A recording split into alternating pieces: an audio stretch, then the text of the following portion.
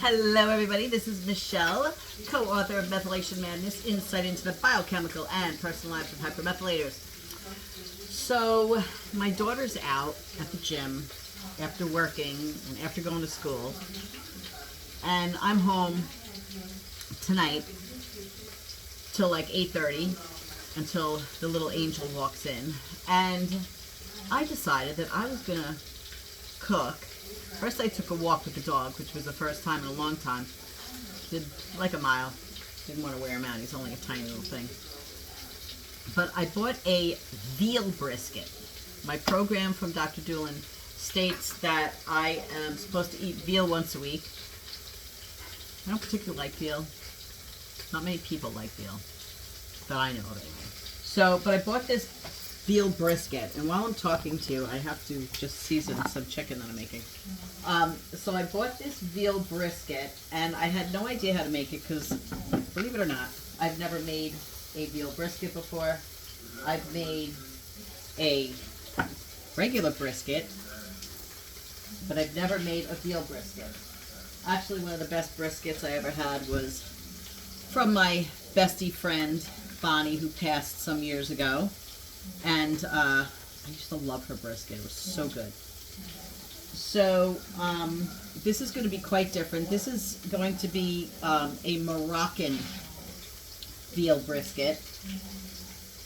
So being that I can never really have the same food and spices that other people can have, like garlic and onion, I am modifying this recipe. So it called for regular sugar. I could use coconut sugar, but I thought since it's Middle Eastern, I would use some of my date syrup with a little bit of honey.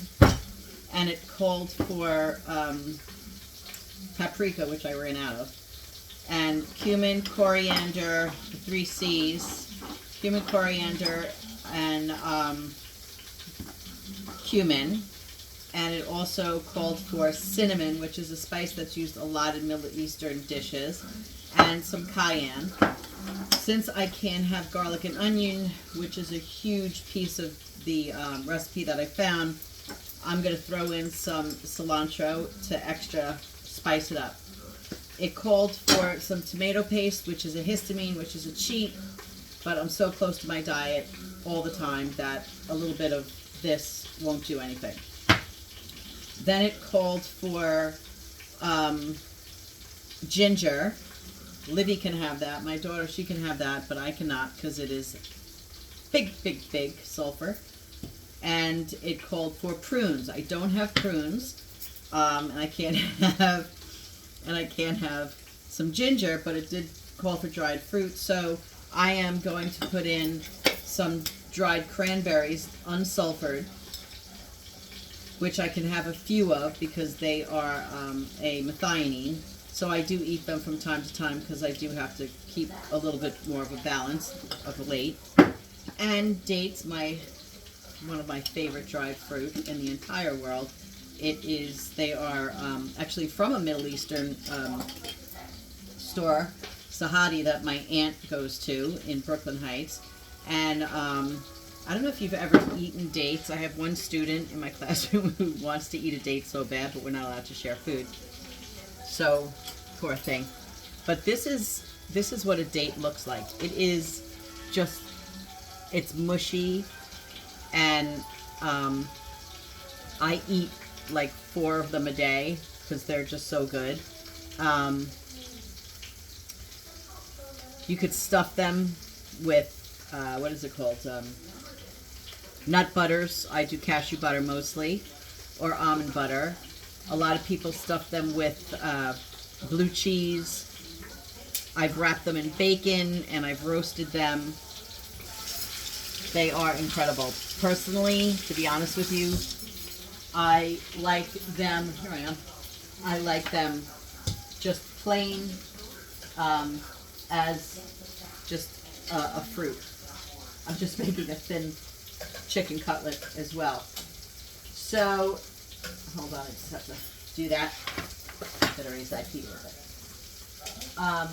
So I'm going to do the dates and the cranberry. And then it also called for capers, which is one of my favorite things in the whole world as well. And it called for carrots, and I don't have carrots, so I'm doing a green bean.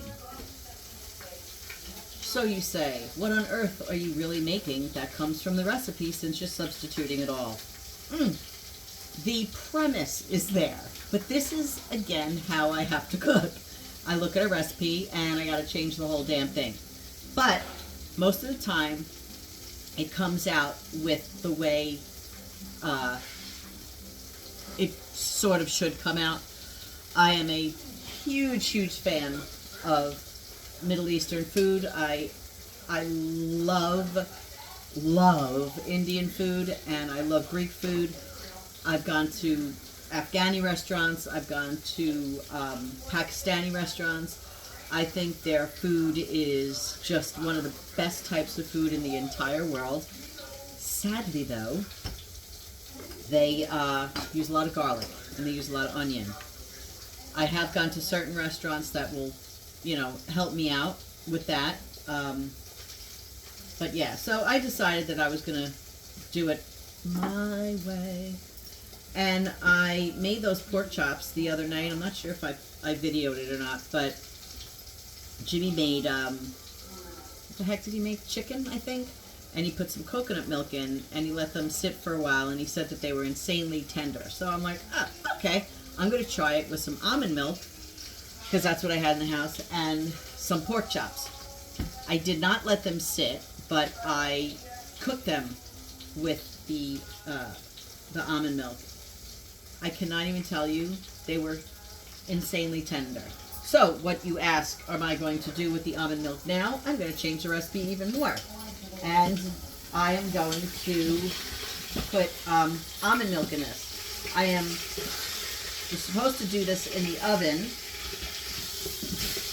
but I decided not to. I wanted to eat faster because I'm starving. So I'm doing it in the Instapot. I am sauteing it with just salt and pepper. I'm not sauteing, I'm braising it with salt and pepper, and that's it, with some olive oil. And then, once it's braised, here, let me show you. So it's getting a nice brown on there. Those are my lame-looking chicken cutlets, which I could turn off, but they're very low fat, and that's fine. So I'm cooking this, and I'm braising it. You can see there's a nice, you can hear that? There's a nice crust on it. In certain places, I shoved it into this thing, so it's really not big enough for it, but hey, you know what? Beggars can't be choosers. When you gotta adapt something and you're starving, you make do. What I'm also doing, cauliflower is a big Middle Eastern dish. One of my favorites is actually cauliflower chalao, if I'm saying it correctly. That's with cauliflower. It's kind of like a soup. It's an Afghani dish, and it has beans and some tomato, and I haven't had it in a long time. But this recipe said that you could serve this with a cauliflower puree. So it's a really big close-up. I've been up since 5, don't judge. So what I'm doing is I'm just steaming. Oh, that's good. Ooh, that's done already. I'm just steaming some cauliflower, and I'm going to put that in the food processor, and I'm going to make cauliflower puree, and I will most probably put in double spiced, the triple C's, cumin, coriander, and cilantro and cumin. That's 4. And then instead of pita or flatbread or whatever, I'm going to eat it with Trader Joe's pumpernickel bread. See, life as a methylator doesn't have to be taste-free. Life as a methylator is good. when you really put your mind to it, I knew how to cook for many years, but when I started Doc's Diet, these are really sweet. When I started Doc's Diet when I was like 24, I had no choice. My diet wasn't as limited as it is now, believe it or not. I was able to have garlic, I was able to have onion, I could have fish every month. I was able to have Swiss chard. But now, especially the past 11 years, basically 11 years since my liver failure, my diet has been exceedingly changed, different. But like I said in my last video, it doesn't suck. It sucks at certain times when you're a big fish lover like I am, you know, but there are times where you just have to be thankful that you could eat what you have, and that you can eat what you can, and that you could be creative. So I'm a pretty darn creative cook. So that is my Middle Eastern, Middle Eastern, aka Moroccan, specifically, dinner. And I will let you know how it comes out. She's really good. Not a really big raw string bean person. Those are good. That's it, and that's all. I will let you know how it turns out. Bye.